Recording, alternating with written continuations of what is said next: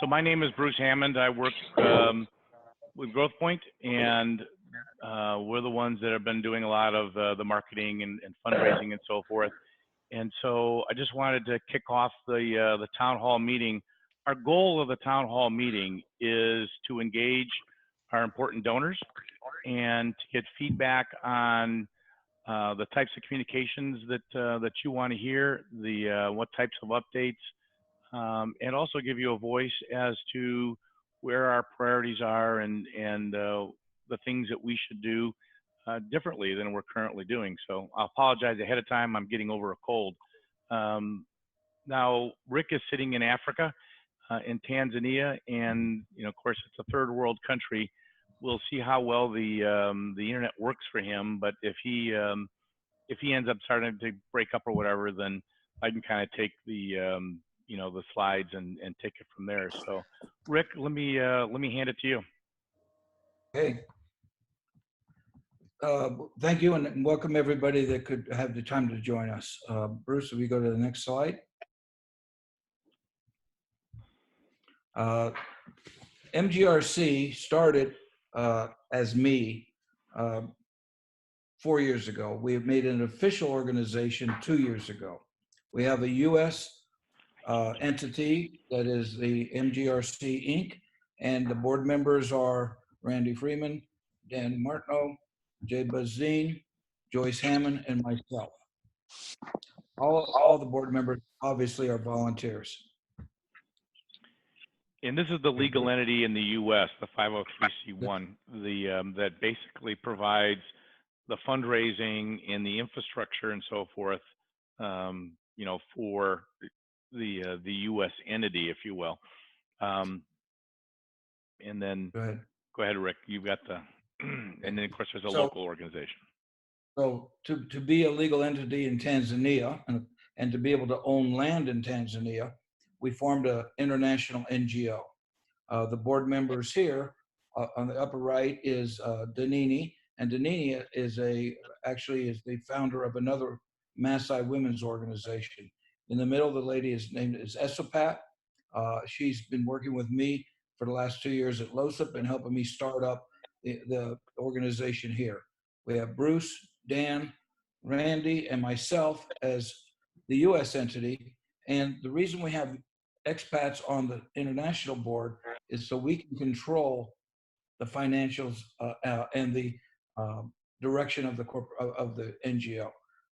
We wanted to make sure we were secure in being able to not only own land, but control how the land is used and control the bank account, of course. Okay.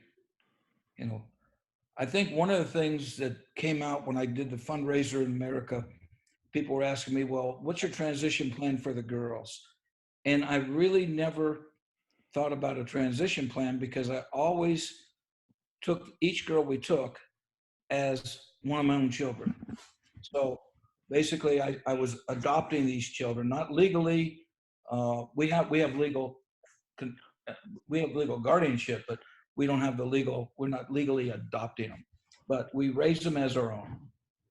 We provide everything you would provide for your children, a safe place to live, nutritious meals, doctors visits all the time, 3 meals a day, fruit, vegetables, meat, things they've never seen before in their daily diet. We have security on the compound, and we have 4 matrons that live in the hostel full time. We provide education. We have some in private school. We have some in an accelerated program in the government school. And every night, when the girls come home from school, they get tutored on their homework. So they get help with their homework. And we then have life skills mentoring by the matrons after dinner. So each night, the matrons spend 1 hour to 2 hours with their group of girls and talk about what a mother would talk about to their children. And of course, we provide clothes and all those supplies that they need for living conditions. Right, Rick, you're starting to back up. The smiles on the faces there. That's because they've never had a dress like that before. I just got Rick, you're starting to It said break up. internet unstable. So Yeah. Bruce, if Okay. you So want Rick, to pick it up. yeah, I'll pick it up here. Again, the sponsorship means different to different Okay. charities. Bruce, why don't you take it? I got it, Rick. So again, sponsorship means different Okay. things at different charities. In this particular case, Rick is he's essentially adopted the girls. They're living with him. He's raising them as our own girls. And so right currently we have 44 residents, of which 42 are adopted. The reason there's a difference is that the social workers will drop off girls that are at risk because they either run away from forced marriage or whatever the situation is, and the government has no place to put them locally, so they may drop them off. And so again, I think 2 more are supposed to show up today. And so Rick will house them until they figure out a transition plan. Sometimes the transition plan is that they end up at the center and we adopt them. The age group breakdown is in 3 major groups. Biggest is from 4 to 6 years old. 4 to 6 years old. There's 19 of them. There's 10 that are in 7 to 10, and there's 13 from 11 to 17. There's 2 of the older girls, and that are in secondary school and so forth. If you look at the background of the girls, a lot of them they're running away from forced marriage. We've saved 27 from FGM. If you don't know what that is, if you go to our website, it's really a horrific injustice that's done to these young girls before marriage. One of them ran away, and they found her out in the bush to run away from it. And 21 of the 44 girls are orphans. They all were starving when they came to the center. 12 of them had temporary disabilities. They could have been everything from clubfoot to eczema. The 5 had severe starvation where they had to be have medical attention. And when I'm saying really starving, I was there, and Joyce and I were there. It really pulls at your heart. 4 of them have lifelong disabilities, blindness, scoliosis. Actually, we don't know what Upendo's problem is, but she's got a very bent spine and is in pain a lot of times, or a lot of the time. So it's kind of a background. It's hard to describe the 44 girls, but the one thing that will strike you if you actually go there is they're very happy and content.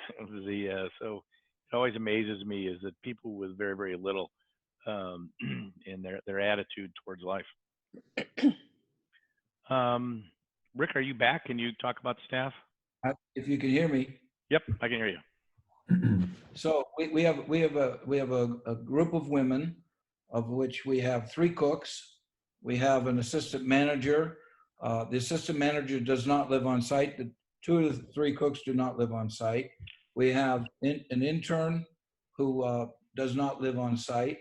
The rest of the women, the matrons, the 4 matrons that live on site, also have other responsibilities around the hostel when the girls are at school, at various things like cleaning, mending the clothes, washing clothes, etc. The women have various education backgrounds, but they've all graduated to the, I'll say, it's hard for me to explain what it is, but it's a certificate, which is, it's not quite like a associate's degree, but it's the 2 years above high school. So they're all educated. They speak English and Swahili, of course, and they all speak Maasai. One of the challenges that Rick also has there is selecting the right matrons. I mean, he needs to have people living on site 7/24, and so those matrons are with the girls. And one thing that's, to get a picture of the what's going on, he's got 44 girls. Imagine getting them dressed in the morning and heading them off to school and feeding them breakfast. And I know from Joyce and I raising just 3 children, that can be challenging. Imagine 44, not all going to the same school, going to different schools at different times. and getting them off in the morning, getting them off to bed, getting them into homework and so forth. I mean, Rick and his staff there are doing a yeoman's effort in managing this. It's one of your more well-run families that I've seen. Well, thank you, Bruce. Want to talk a little bit about your facilities? Okay. We are currently, well, we've been blessed to start. When I found this place, it's a community-based organization called LOSA. The facilities were originally built by World Vision and turned over to the community in 2004. Now, unfortunately, the community didn't do much to keep the facilities up, but I negotiated with them. I said, if I refurbish the facilities at some point, would you allow me to use the hostel and the grounds to start my Maasai Girls Rescue Center? And of course they said yes. So I've refurbished it to the best we can without overdoing it. We pay rent to stay here, but the facilities have 20 bedrooms in the hostel, a room that we turned into the kitchen. I built an outdoor kitchen. There's a house that we'll call the director's house that I stay in, that I refurbished some. We have 24/7 security at the gate. I've replaced the entire fence. We have some issues here with water, where if the pipes break or whatever, we might suffer like we have the last 3 days without water. So these are just part of the issues of living in Africa, though. If you don't own your own land and don't have your own borehole. A borehole is a well. Okay. So You're saying so essentially, about how many acres are you sitting on, Rick? there's actually 20 acres here that we don't utilize all of it. I guess I should mention also, each room has 2 single beds in it, and our initial plan was to have 40 girls. Well, I didn't plan very well because I didn't think of the 2 storage rooms we have to have, and the matrons living there also. But now we have several of the rooms with 2 girls to a bed. It's not really catastrophic for them because they're used to that at the Bomas, living on basically sticks and 6 or 7 in a bed. But for us and what we're trying to teach them, it's not ideal.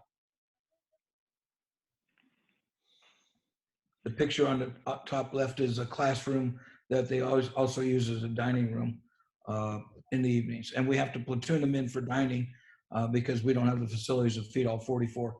We have the cooking facilities, but not the dining facilities to feed all 44 at one time. So you want to talk a little bit about your sustainable projects, Rick? I'd love to. That's my favorite subject, actually. We started, Maasai live in the Bomas, and many days, all they get is a glass of milk or a cup of milk or a cup of tea with milk in it. So milk is very important to the Maasai. And when I first started the place, it was impossible for me to afford to buy enough milk for everybody. I buy it sparingly, but they didn't get it every day. So the idea was, I said, what if we got dairy cows? So I researched dairy cows, did a fundraiser, and that's how Bruce found us and got engaged. We now have 3 adult cows, and we have 3 I'll call them baby cows. I don't know what they actually call them. Yeah. I'm sorry, that was the phone. We get 100% of our milk from our dairy cows now. We only have 1 lactating, but she supplies 22 liters a day, which is, and so all the girls get all the milk they need from that. And when we get the other 2 lactating, because they're both pregnant again, and in the final stages of getting a baby, we actually sold excess milk during the year, which offset the cost of feeding the cows and caring for the cows before. We have a goat project where we have 100 goats. The plan there is they're all female. I see it is unstable. I don't know if you can hear me. Rick, why don't I'll take it, Rick. I can't hear you. Okay, so Okay. you know, I we could, last year we had a holiday campaign where we raised money to buy goats as another sustainable project, and we bought like 75 goats from that holiday campaign. Now there's 100. Again, it's another sustainable project, although it won't get a return on its investment till probably later this year, when the herd gets to a critical mass and then they can sell off the goats for a food source. The milk is kind of an important thing. That's saving Rick in our budget about $500 to $600 a month. And so the return on the investment for the sustainable project, that one is very good. The next sustainable project that he has is to start gardening. Now the gardening is a challenge because, as you just heard, water is a problem. But he's been working towards it. I think it's got a ways to go that it actually can be the source of all their vegetables, but he is getting some crops out of it today. And his newest sustainable project is chickens. Somebody has donated 50 chickens or whatever it was, Nema House to, so we're starting to raise some chickens again for protein and eggs. Again, this is how we really want to try to offset our living expenses. I don't ever think it'll get to total offset, but it certainly is making a dent in it. Rick was going to hand it off to me at this point anyways to talk about budgets.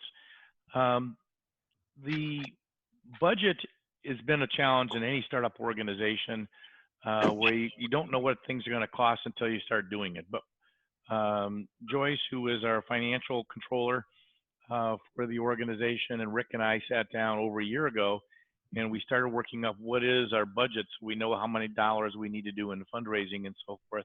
And so we made a lot of assumptions. And since then, we're a little bit smarter. Something you should know is that he is living in a third world country and it's a cash business. I mean, it's a cash society. They don't use credit cards over there. They don't use purchase orders.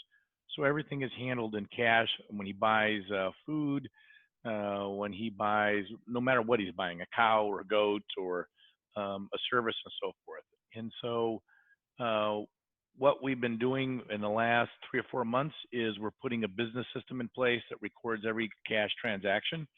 So that gives us the visibility as to what is it that we're spending the money on. So recently, Rick and I and Joyce have sat down and worked up a budget for 2020. It works out that the cost per girl is about the same. Although the makeup of what that cost is a little bit different. We thought it was going to be about $120 a girl, and we were kind of projecting on some productivity or some scale of economy. But the reality is that it's about $130 a girl. Food is the biggest expense, as you'd expect, and at $120 or $130 a girl is per month. And we get some pushback by people saying, "Well, that's a lot of money." I'm like, I don't know, could you raise a girl for $120 a month? I mean, Africa is cheaper. Rick is, as some would say, very cheap. He watches the money very well. But food's our biggest expense. And again, it's being supplemented with those sustainable projects we just talked about. Salaries, the only salaries that are being paid are for the matrons and the cooks. Rick does not take a salary. None of the board members take a salary. None of the volunteers that are doing any of the fundraising activities and so forth, they're all doing that on their own time. The facilities and so forth is the maintenance of it and so forth. Transportation is a big deal because fuel costs quite a bit of money. And then you get your local community outreach. So it's about $130 a girl. It takes us to about $62,000. All of the administration costs, minus the legal, is picked up by Growth Point. And the legal is actually picked up by Dan. He's a lawyer, and he provides the legal services. But accounting, all the administration, all of the infrastructure, business systems, email accounts, marketing, Facebook, all of that is, and promotional activities and so forth is provided through the volunteers at Growth Point in our company. So that's where the money is. And so again, what Rick is spending in Tanzania is the $62,000 a year. If you look at it from, which really is very little considering the fact that he's raising 44 girls. If you look at the fundraising, our primary source of fundraising is sponsors. Currently, we have 25 sponsors that are full-time for girls. We have 6 that are partial sponsorships, and that's our ongoing, monthly or annual revenue. We have other revenue that comes in on an annual basis. Facebook, we run promotions on that all the time. It'll be $10,000 to $12,000. Rick's fundraising events that he comes to the States on could be $6,000 to $10,000. Holiday campaigns, general donations, brings us up to about $59,000. You can see we have 17 unsponsored girls. That's probably that is the big hole. So we're obviously always looking for sponsors. This is not a call to beg for sponsors. It's just telling you what the finances are. So from a financial standpoint, we have a gap of about $10,000. That's what we're predicting, of course, if Rick would hold still and only have 44 girls. So far, that's not worked. Every time I talk to him, there's more girls. Yeah, and I used to give Rick a really, really hard time over this. And then when Joyce and I went to visit him, he said, "Bruce, it's your turn to say no." So he'd lined up a bunch of grandmothers to come in and give us their spiel. We didn't say no. Yeah, we couldn't say no. But the need is far out more than what we can provide. The challenge is to basically let's do the right thing for these girls, and let's take on the ones that are at severe risk. There are some that you just cannot say no to. Rick probably turns down last month. Rick, was it 100 people, 60 to 100 people? At least. And At least. And so it's the great news is that he's doing great work, and the community knows it. The bad news is the word's getting out. That there's a salvation for some of these young girls. So that's where we are in the fundraising. If you haven't seen the video, and I was going to try to play it, but I don't think it'll work. We did create a video with another company, Creative Spark. A few Rockwell people know who that is. That's Bob Smith and his wife Marcia, and their daughter is the voiceover on it, along with Victoria pulling the video together and so forth. So it's a great video. If you haven't seen it, it's 30 seconds. I really think you should listen to it and send it to your friends. That's our holiday donation hope, and actually our goal was a whole lot more than that. It's gotten off to a relatively slow start. So with that, Rick, I'm going to send it back to you if you're still there to talk about our challenges going forward. I think you covered a lot of that on the fact that we were underfunded right now, but the big issue is we're over capacity at the facilities we're at, and the facilities are old. Even though I've done refurbishing and put significant money into refurbishing the place, just yesterday, we've been blessed with rain this year. So for the last 6 weeks, we've had rain, which is highly unusual for this place.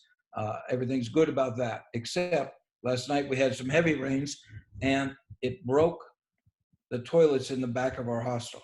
So we lost 5 toilets. We have 4 more. The girls will be able to use those, but we lost 5 toilets. And I'm not sure if the repair, what the cost will be to repair them, if they're repairable. The whole back wall, cement wall broke and shifted. I don't know if the ground shifted with the septic or if it was just the wall. So we got to look into that and say, should we limp along with the 4 toilets while we're looking for our own land, or should we accelerate looking, trying to move into our own facilities? Two very difficult questions to answer. The other is, as Bruce said, we get inundated with requests for taking children, but the requests that are hardest to turn down are when the government comes to us, because they're having these girls, they're educating the girls that they have rights, and the girls are being told, you don't have to be forced to marry someone you don't want to marry. You don't have to undergo FGM if you don't, if that's not your choice. So they're running to their pastors, and the pastors are taking them to, or their teachers, and they're taking them to the police. Police take them to social workers, and the social workers, we've sat down because I was complaining to them that I have no more space. Says, we have nowhere to take them. There's nothing in our district that we can take them to. So, it's hard to say no when the girl's at risk, that the father will beat the mother, the father will beat the girl, the father won't let the girl come back to the Boma, or could even kill her. So we take the girl, and we beg the social workers to try to find a boarding school or something. But to be honest with you, once we take them, they quit looking because it's too big a challenge for them. So we really have a need for growing our facilities. The other challenge that we have is we need to get additional organizations involved. And so, if you're involved with companies, churches, organizations that that could potentially help, looking for either sponsors or fundraising and so forth, that's really going to be critical for us. We need to create an amplifier where we have other organizations that if we ran a fundraiser that we could we could raise money to offset our operating expenses. And in that particular case, either Rick comes to the United States once or twice a year. We can schedule a trip for Rick to get in front of that organization. If you need other help, talking to your friends or talking to an organization, a church group, or a company, I'm available. Randy Freeman's available here in the States. We're old salesmen. We can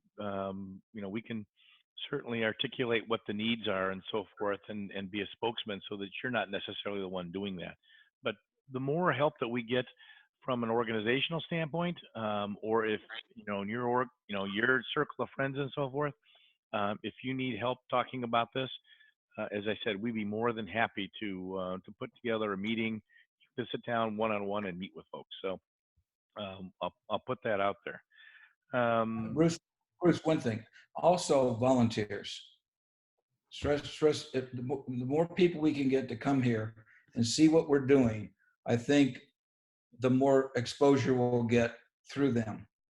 Because once somebody comes here, like you and Joyce, Dan came here, and now Cammie and Jess are here, you go back energized. You go back understanding what the needs really are, versus just hearing through this PowerPoint or our website, which is great, but you get to see what's happening.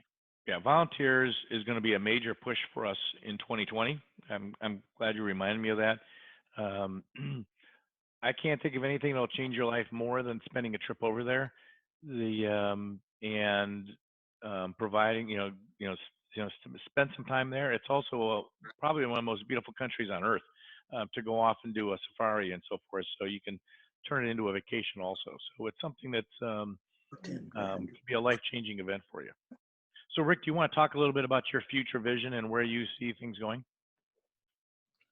Well, I've already sort of talked into the fact that we're planning and hoping and dreaming for our own facilities. I've talked to the local government. There's 3 different villages that will offer us land. I've been in the delay has been getting the NGO certified and official, so we have that done now. The next step is looking for where water is, so we have a hydrologist that's planning on getting here in the next 2 weeks. He's been busy. He's from Austria.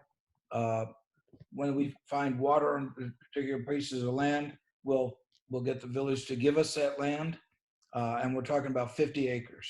I'm asking for 50 acres, so our sustainable project could be more significant. Once we get the land, we'll put the borehole, the well on it, and then start building the facilities. Once we do that, we can house up to, I think, easily manage 100 girls at a facility with not just the staff we have, but with the infrastructure that we see. Great. I guess now's the time that we wanted to seek input, and a couple of questions that we certainly have is this type of a venue of doing, I don't know, a quarterly update or a semi-annual or whatever, is that an effective mechanism? We are recording this, so we can send it out to the people that weren't able to attend. But I would like to get some feedback. What's the best way to communicate what's going on? This is pretty good, but we still need this. Can you tell them? What, a pamphlet? Yeah, we have to have one. We can't just use this for Okay. Okay, so I heard somebody saying that they were looking for a pamphlet. We do have a brochure that was put together off of it's actually on the website. You can download it. If you look at the slider that goes across the front, there is I don't know, what is it, 4-page or 6-page brochure that kind of talks about our mission. In fact, we can include that in an email, link to it at any rate, and you can download it at when you need. Does the pamphlet have the budget in it? That's very important. This is Bob McLeese in Scottsdale. Bob, it doesn't, but we certainly could add it. I have to have it Okay, we will add it. because most people want to know numbers and efficiency of those numbers. Okay. Thank you. By the way, Bob, is it good enough to let me see if I can go back here. Is the format that I had here, is that sufficient? Okay, here's my comment. That's in this question. I know what his question. We need a small pamphlet with this same info. It is really good. Mm-hmm. So what you have is perfect. Okay. All right. And so, but this for the budget information, this is enough detail for you. Absolutely. Okay. The simpler, the better for the average person. And for the major donors that, such as yourself, that want to be involved and see the details, we have, live dashboards that talk about or show you the actual expenses. One of our beliefs is to provide line of sight. What is your money doing? How is Rick spending the money there in Tanzania? And so we do provide that transparency if that's important to you. That's really good. Yes. Any other comments? This is Cammie. I'm here right now. And we just had to say goodbye to these precious girls, and it broke our hearts. I mean, everybody is in tears out there. It was so sad. But is there an end of the year letter going out for potential news? Like, I can even add some people that I know and try to get the last minute, the last minute donations for the end of the year. Cammie, thanks. We do have a regular email that goes out. Liz Smith is the person that her and Victoria put that together. Normally, what we've been doing is every time Rick does a blog posting, usually it's because of something going on at the center, then we send that email out. But an end of year or a Christmas one, kind of summing up the year, is a good idea. If you're not getting those emails, please send either myself or Rick an email, and we'll make sure that you're included on that list. It might be that it's going into your junk email or something. Oh yeah, I've never seen one, so I'll yeah, have to look at it. Okay, yeah, so we'll tell you what the address is it's coming from. I'll bet you it's going into your junk email. Okay. Yeah, but I think, Cammie, you're on the list. But anything else? And thank you very much for stopping out there. It really is an experience. This is not Cammie's first trip here. Yeah. It's her first trip to MGRC, but she's been coming here for over 10 years. And then my name's Jessica, and it's my first time out here, first time to Tanzania. And this has just been a life-changing experience. But I think more so, because I was following Maasai girls before I came here, I think more so than a pamphlet or anything, for our generation, the way to get this out there is through social media, and is through like Instagram specifically. So, I mean, while I'm out here, of course, I'm taking thousands of photos, and I'm going to be posting a bunch. But I think that's going to be huge. That's the way to get it to spread big. We Social media. Jess, agree. this- I mean, and it is, yes, it's very hard, I guess, to explain it all in videos. Jess, It'll this come is back. Nancy McLeese. Jess, this is Nancy McLeese. Hi, Cammie. Hi, Nancy. Hi. Hi, The Nancy. photos, the photos this morning are wonderful. And even to add to that, you might even want to just feature a couple of the girls every week or month. Just say, this is how we're doing in school, just so the individual people that support them, can be more closely connected with them. So they're just never out of reach in their hearts and in their visuals. I mean, it's so important.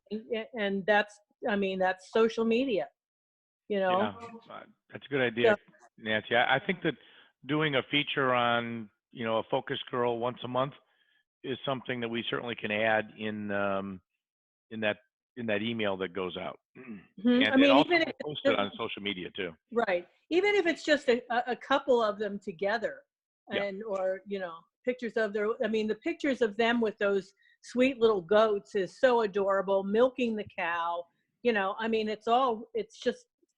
just keeps us connected.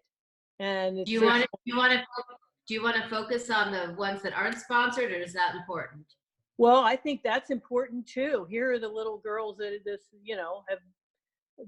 need help. So you never know who's going to forward it to whoever, and you just don't ever know. So yeah, absolutely.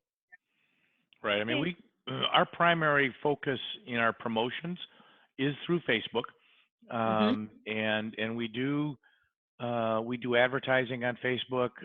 We try to do posting multiple times a week. Our primary messaging on it, and we most of the posts, obviously, we want to be about the girls. But something that you could do to help is any comments that you write in the comments or shares, again, amplifies it and gets it further out. And if you see articles that really, or posts that really pull at your heartstrings, and you want us to do more of those, and please, reach out to us and tell us what's working well. Okay. Yeah. We haven't spent a lot of effort on Instagram. I mean, we post on Instagram also, but it's a little different strategy in what we do, and quite honestly, we haven't had the bandwidth and the time to focus as much on Instagram. That's one of the things we want to do a little bit more of in 2020. But our primary has been the younger generation. It's all about Instagram. Most. Right. I mean, I would say people 30 and younger, people 35 and younger don't even use Facebook that much anymore. It's all Instagram. Right. That's something to. right. Yeah. Yeah, we understand. Our primary target audience is essentially the kinds of people who are on the phone right now, the baby boomers and so forth, and that's where our low fruit is, if you will. And then for volunteers, we know that we're going to have to go to different venues, and Instagram is certainly one of them. Yeah, that makes sense. Now, do you guys, like, I was going to say, this is Liz. I do, Victoria and I do the, a lot of the Facebook work and the Instagram posting. Do you guys have any feedback on like what you've seen so far, like what you've liked and not liked? Just you can be critical, we can take it. I'm just curious to hear from you guys what you like seeing and what you have, like your least favorite thing. Well, I feel like I haven't seen much, but, and But we talked about that, Liz, today. And I know we're posting at least twice a week and we're boosting posts. You guys are boosting posts all the time. Yeah. Tammy hadn't liked the Facebook page, so I don't know that you were getting all the updates on Facebook. I think you have to like the page. right, and yeah, then just okay, like right, yeah. that could Yeah, be- Because I was Facebook having is to see a it through you sending it to me. yeah, Facebook has a very proprietary algorithm as to what you see, and it's constantly changing.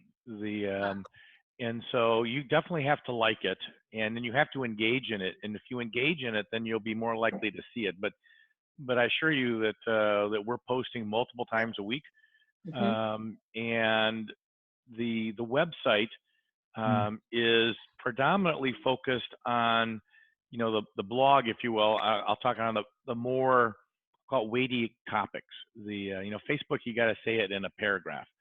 The blog postings are meant to be a little bit more involved discussions. And so we'll drive the traffic from Facebook to Rick's blog, personal blog. But that's been our strategy so far.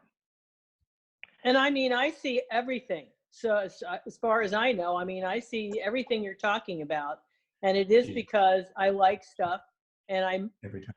and I It's share like- it forward, try to make Yeah. a little comment. Yeah, that's to me, it's working, and your Instagram as well. Although, I mean, personally, I never see enough photographs of the individual girls. They're all so beautiful, and Yeah, I think that's great feedback actually. More pictures of the girls. And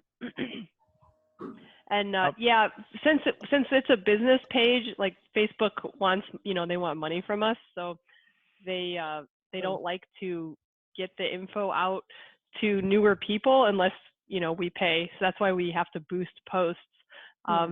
Which at first we were against because we're a charity, and like we didn't want it to appear that we have all this money to be working over to Facebook, but that's the only way that like, since you're engaged, you see the stuff, but people who aren't, they don't see it. It's hidden from their feed. right. Yeah, Facebook is it's both good news and bad news. I mean, for us as a charity to do anything on Facebook, they're focused on our wallet. But we've been, we have about I don't know, Liz, it's over 3,000 people who are following us on Facebook. Yeah. Our website, which you're seeing, right here is our, is the website. We get about 50, 60 visitors a week on the website. And most of that traffic is coming from the social media. We also use LinkedIn for our business contacts and so forth. So far, it hasn't generated a lot of activity, but there's a lot of people out there that we talk to. So, but again, your feedback on what's working is important to us. And so we hear you. We want a brochure, make that more accessible. Let's add the financials to it. And then more posting of pictures. And we'll get on top of that. Anything else? Well, you can also comment, liking this page and sharing enables more and more people to support these girls. Amen. Right. And so I'll be happy to be the big comments. The comments are actually more important than the likes, believe it or not.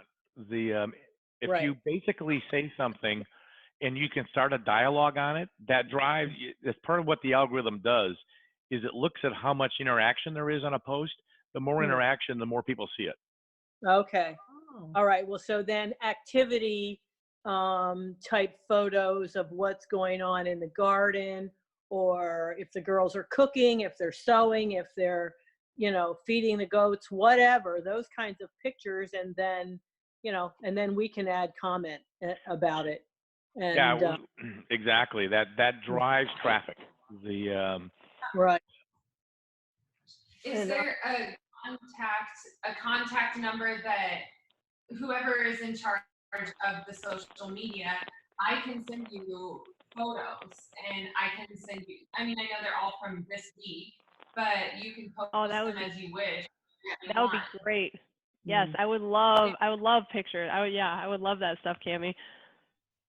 yeah, Okay, so Liz, Rick, yeah, Rick, give her information. I will. Okay, we'll connect. All right. Sounds great. The one of the things I'd like to get quick feedback on that we've been thinking about doing, Rick and I have been talking about, is for me to do like an interview with him once a month on, you know, what's been going on, just a video, and that would have some pictures and so forth, and then we just post it up on the blog. Is a video better than just having a written blog, like an interview type style? yeah, if Rick likes to be in the camera. I mean, I think keep it short, you know, keep it under like a minute if you can, a few questions, and maybe he's got a couple girls with him or something too. Yeah, that's kind of our thought, was to keep it under 3 minutes.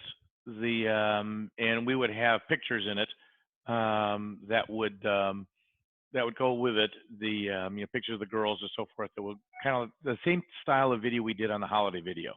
And again, if you haven't seen the holiday video, please do. But that's kind of the style. Rick and I tried it once. We'll continue doing it, kind of interview style. There is a YouTube channel that we've got.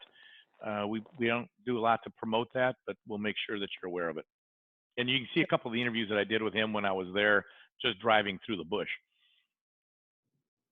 Oh, I did see that. Right. That car ride was unbelievable. Oy. It was an unbelievable car ride for us.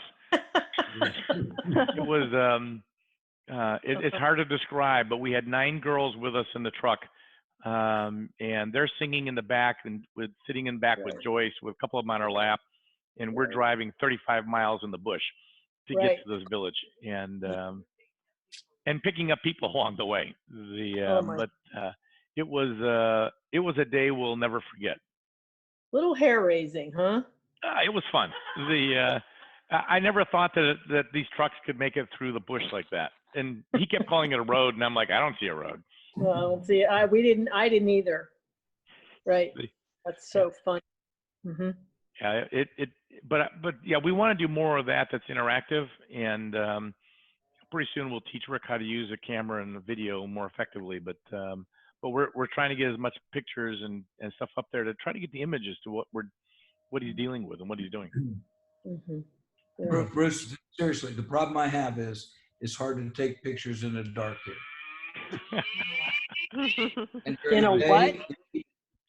At night in the dark, and during the day they keep me pretty busy. But Bruce is always on me about pictures, and I remind everybody to remind me to take pictures. I think you'll be surprised, Liz. We got a lot of pictures this week. Awesome.